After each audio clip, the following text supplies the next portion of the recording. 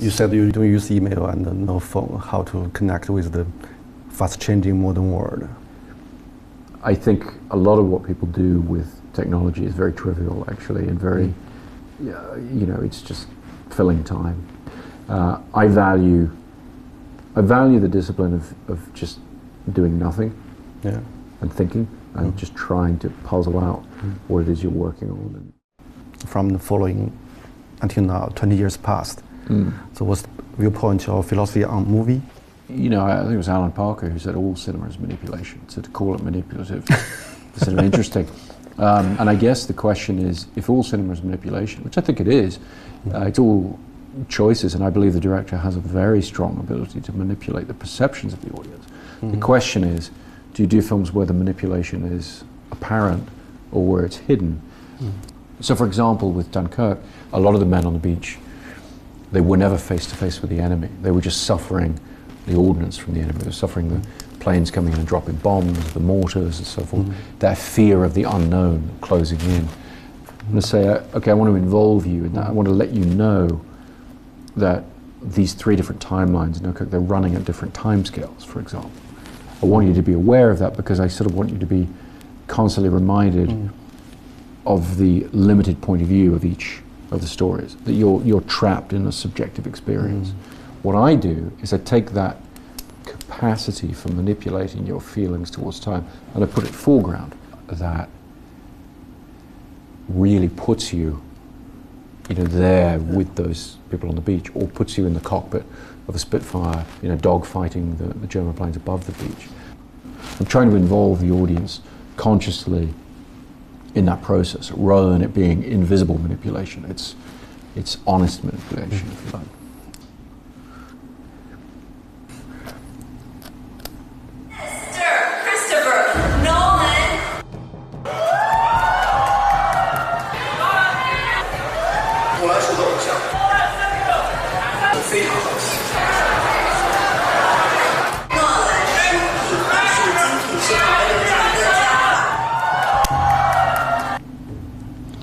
What's the most flawed part of yourself? I don't want to go there. I drink too much tea.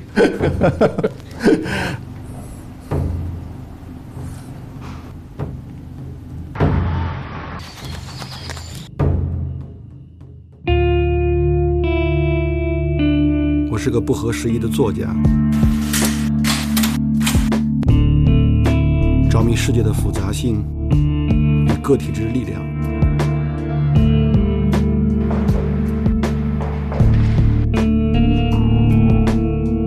我对技术、速度与娱乐驱动的时代持有怀疑。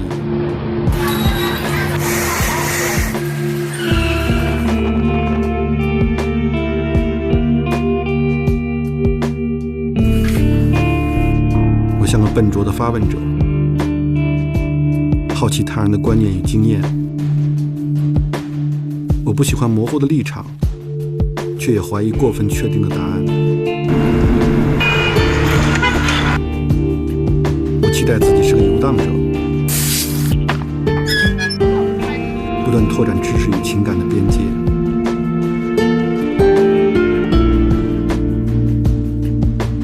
我也好奇，在时代浪潮之中，那些崭新的创造力、想象力正在被孕育。我会带着我的偏见与期待再次出发。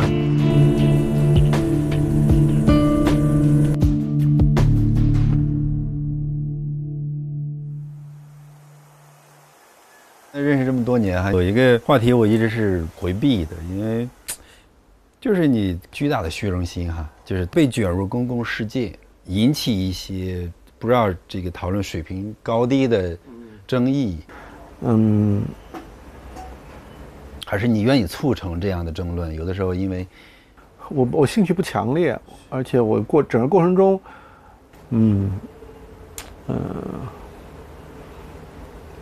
不知道，你肯定有自我怀疑的地方。当下时代的那个刺猬和狐狸的话，你更希望做哪个？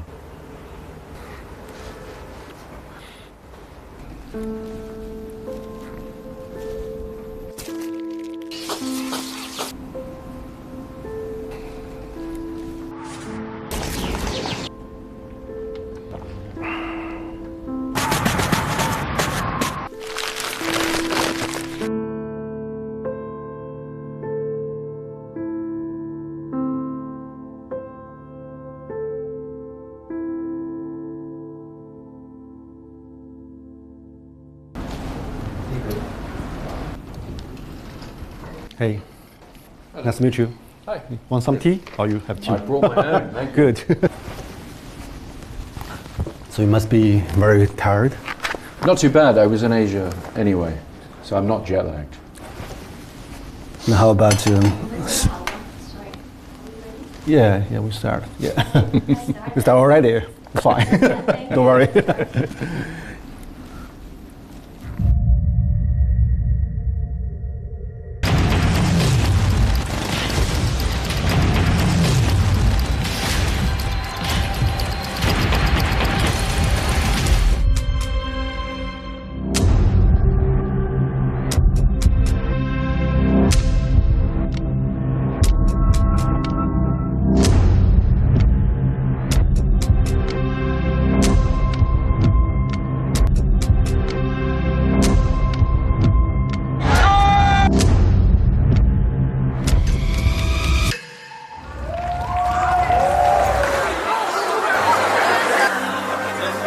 战争片的一个新鲜体验，不是一个传统意义上的战争片。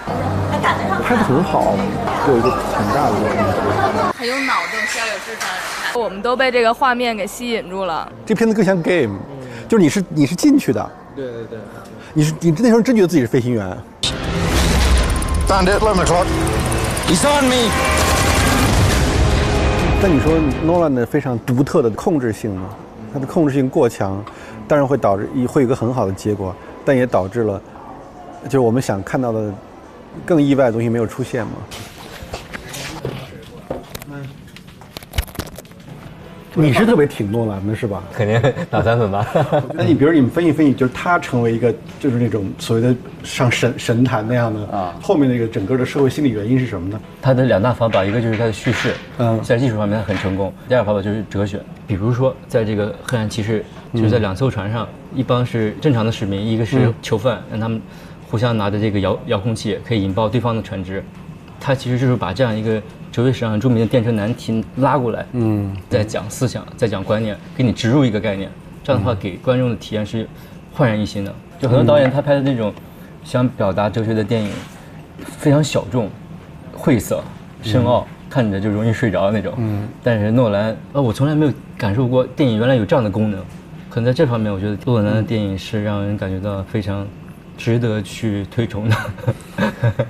那你这么挺他？对，我不同意，我当然不同意。你说，蝙蝠侠为什么跟别的那个片子不太一样，对吧？是对自我的怀疑，这就是他贯穿的一个状况。但这个东西其实特别泛泛，奥德赛不也是这样吗？奥德赛也在怀疑自己该不该回家，该不该这样。那哈姆雷特也怀疑自己，所有的一个家庭剧里面都会有的这样。我经常爱拿我的前半生来举例子，把一个角色和那个然后来到提卡普里奥一样，重塑自我，重新找到自我的故事，没什么区别。我经常讲电影，它应该分为4种，仅仅从视听语言来讲的话，有点小突破，但正好又不超越我们的审美的这个台阶吧，所以说这是有气势。第二种电影是有性格，像黑泽明电影或者山帕金帕的电影，还有一种电影是有生命感的电影，最高级的电影它是有命运的电影。其实诺兰应该来讲呢是最低的那一种，他有给你的小思索，给你的小视觉，给你的什么都给你一点点，大家看到了，正好的。比我的审美高那么一点点，也不高不了那么多。其实蛮符合这个全球化的审美。对。And both in your movies, people are always very ambiguous about his own identity, the fictional world and the true world. Why this kind of things attract you so much? I mean, it's become your major subject to. It's from a kind of philosophical thinking of.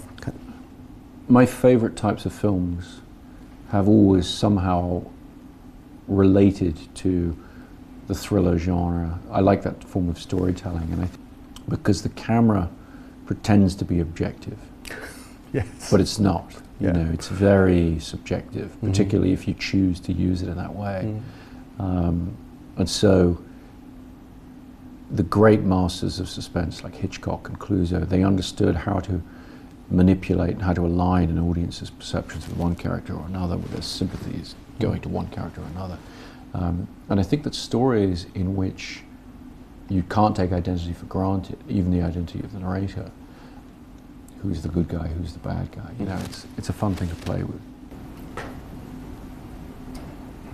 in the past, you always imagine the future or imagine the maybe not very concrete things, concrete situation. But now you're facing the very concrete historical place and event. So, I mean, the two imagination are very different for you or similar? I mean, imagine the future. I found it, creatively, I found it invigorating because the key difference is that the world of the film, which is something you're normally, the world of the film is something in which, as a writer, I'm normally engaged in constructing from the ground up, particularly in a film like Inception, for example, or Interstellar. You know, the script has to create the entire world of the film and the terms of it. That part of it was already done for me in Dunkirk. That exists, it's real. And so all I had to do was research it and read about it. And so my creative process was then different. I didn't have to build that, I had to explore it. Quite honestly, the feeling of presumptuousness about making a war film as somebody who's never been to war, and would, I mean, it's my worst nightmare to imagine having to fight a war. I had the privilege, and my grandfather was in the Air Force, and he died in World War II. And I took my children to go and visit his grave. He's buried in France. And when you look at the gravestones of the people who actually died in this, and you think, okay, we're going to make an entertainment, we're going to make a, you know, a cinematic telling of war, that's very daunting. And it's difficult to know how to go about that. But for me, the solution was to not look at Dunkirk as a war film, to look at it as a survival story. And that I felt confident of. I felt confident of being able to tell a suspenseful story about survival. Could or should director be kind of philosopher? I mean, maybe your industry produce your own Michel Foucault, produce your own Nietzsche. Do you kind of see the parallel between them? Well, I think for me, that would be too much of a, it would be too self-conscious to look at filmmaking that way. One of the pleasures of talking about the film... But you are very self-conscious. Well, not at different stages. So you become very self-conscious when you're talking about the film you've made because you're being asked, you know. For me, I like to really stay focused on the story and the themes of the film. I like to try and do that instinctively rather than self-consciously. And I sort of trust that the way in which I know how to make a film technically, that if there are things that are interesting to me philosophically, that they'll sort of somehow they'll be there.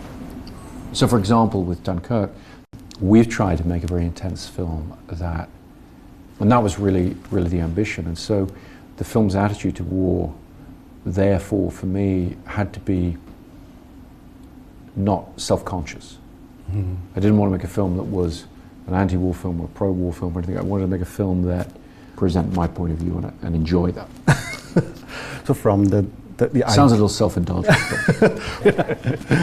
Yeah. Do you worry about maybe the genre, maybe the big production, maybe stifling your creativity? I mean, from following Insomnia, the different parts. Do you worry about it? Or I don't. I mean, I have worried about it in the past. In the case of this film, I very much chose to not worry about it. I very much chose to just say this is a huge film that for a British person particularly, it's a necessary film to be made. Somebody's going to make it. I want to be the person to make it.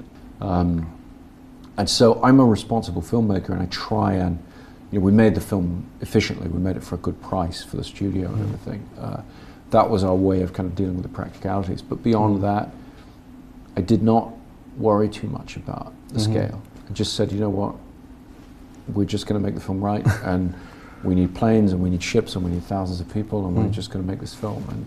And I think that was important to do, because the rational part of my brain, the sort of, you know, the businessman, if you like,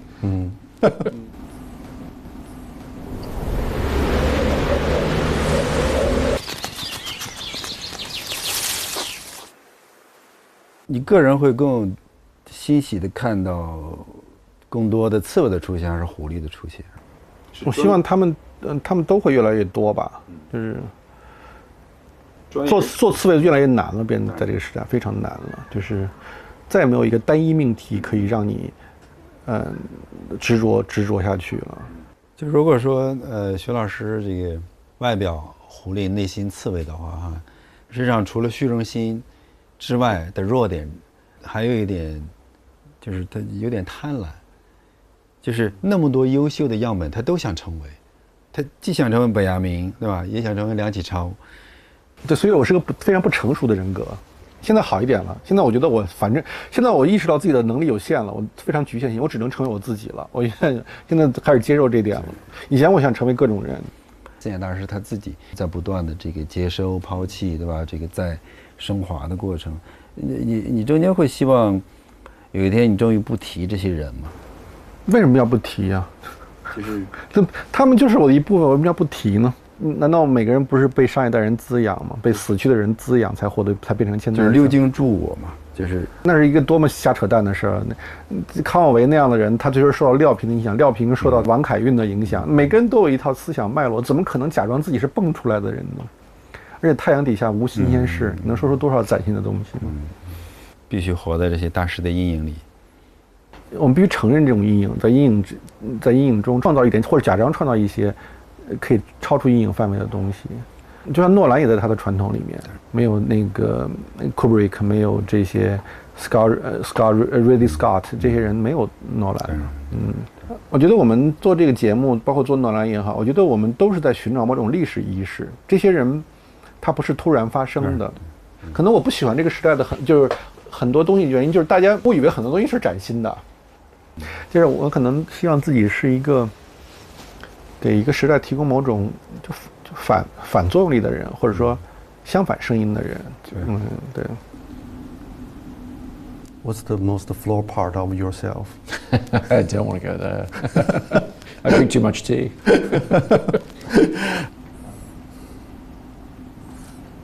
From the first idea of the movie until the finish, the whole thing, the whole process, what's the weakest part of in the whole process yourself? The weakest part? Weakest, yeah. Gosh. That's a difficult thing to answer because the way the job of director works is what I like about it is you're not responsible for any one thing. And so your responsibilities are spread, you get to dabble. You do a bit of everything. And so for me, it's not really about weaknesses and strengths, it's about an overall, I suppose an overall mediocrity. It's like, I have to be pretty good and kind of know quite a bit about a lot of different things. And so that's kind of fun. You don't have to be, you have experts around you. I have a fantastic director of photography. I have a fantastic designer. I have a fantastic editor and everything. And so I'm really just there to sort of, try and give them focus and try and inspire them to do their best work. And I think that's one of the reasons I really like the job of director. And so I'm not the member of the team who has to have a specific strength, a specific weakness. I sort of need to be pretty good at a bunch of different things and kind of just keep it. Must be Fox. Is there some kind of limitation you hated, you want to overcome it?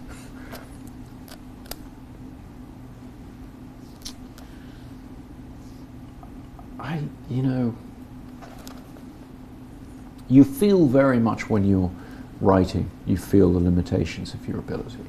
Writing, I think, more than any other aspect of filmmaking, is the one where you have a notion, you have an idea underlying, and then you're confronted with the absolute difficulty of executing that. It's very, very tough. Are there some writers inspire you a lot? I'm always drawn to, the writer I always point to is Borges, the Argentinian writer. Borges, stories. My favorite. Oh, really? Yeah. Also about kind of inception. Very much. Yeah. I'll return to a movie director. You are inspired by Ridley Scott and this compare you today's achievement with him. So how do you think about your innovation with him? How am I doing relative to that guy? I mean, geez, not for me to say. I think that interestingly, the thing about Ridley Scott for me that captured my imagination as a teenager and has always stuck with me is his incredible ability to create worlds and his fascination with the visual side of filmmaking and ability to do that. And so when I started making my films, I think I pushed in a very different direction. And so my films have been more about narrative, I think, more about writing in a way. And it's almost that thing of the people you admire so much, you sort of need to do something, different in a different way. Yeah, today's you are viewed as the representative for today's Hollywood. And how do you think about the tradition of Hollywood? I mean, from the John Ford, from the Coppola until James Cameron until you. I mean, you're part of tradition, or how do you define the tradition? And do you contribute something different in the tradition? Well, I think it comes back to everybody here wanting me to talk about judge myself. Well, no, it's very tough. What I feel a responsibility to do, what I'm trying to do, is add something to that development or that evolution. But I would be lying if I said I knew what it was that I could or had done. I've been very gratified by some of the responses to Dunkirk, where people have felt that it is different or that it adds something a little bit different to what a summer blockbuster from a Hollywood studio can be, whatever. The thing I've tried to do was I played a very big part in the growth of or the dominance, I would say, of superhero films and of franchise properties and everything, and that was an incredibly important thing in my career. I've always tried to balance that side of my filmmaking with original films and bring things that aren't familiar to an audience. But it's difficult. I mean, in television, everyone always talks about how great TV is today and how amazing it is and how much better it is. But I think films, we have the opposite. You look at it and you say, well, if this film doesn't have some unique point of view to it, if it doesn't have a strong point of view, it's not going to be interesting to people of today.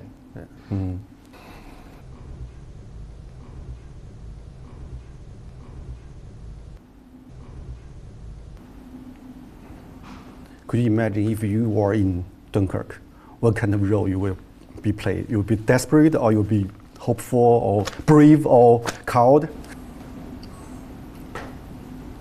I think what the film tries to say very strongly is we cannot know until we are faced with the situation. We like to think that we would behave in a noble way.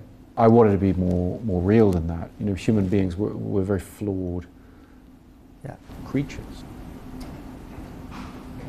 Okay, thank you so much. Thank you. Running out. Thank you. Yeah, next time we can talk about Borges. Yeah, exactly. Yeah. He well known in China? Yeah, quite popular among writers and thinkers. Yeah. For a good trip. Thank you very much. Nice. Take care.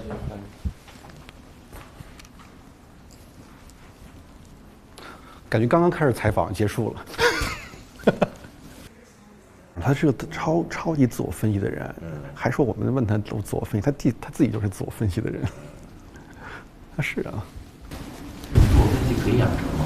当然了，这英国训练最重要的就是自我分析啊。了解之后，你对他的评价比之前会高一点呢，还是说是接受存在即是合理的事实？我就稍微更理解一点他们，在他们做出判断的时候没那么粗暴了。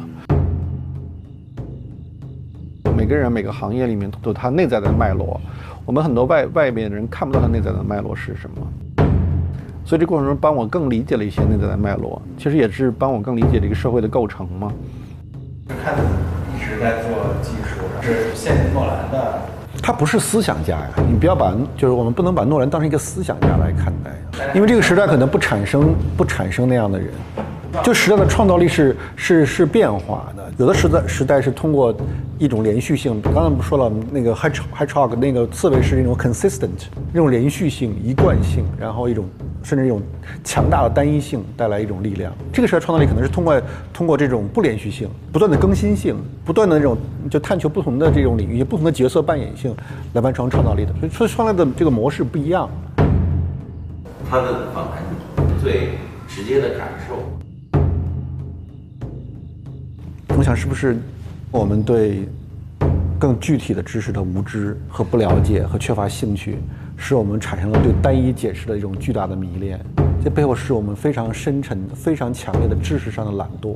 就像我们想老追求那个刺猬一样，这是我们思维的某种特性吧。我不能说完全是缺陷，是某种特性。我们老认为存在着某种单一本质可以解释很多东西，然后我们也希望某一个人成为那种单一本质的代表。这是我们思维上的困境。这是我们非常不狐狸式的思维的困境。我觉得我们社会很多人，包括我自己，可能我们都是非常失败的思维。我们被这种单一性所控制。我希望，我有时候想警惕这种东西，包括每集我们最后老要追问一个东西，我不知道有时候我就怀疑这种追问吧。要对我来说，我觉得可能第2集真的不用，就是它如果云淡风轻就云淡风轻的。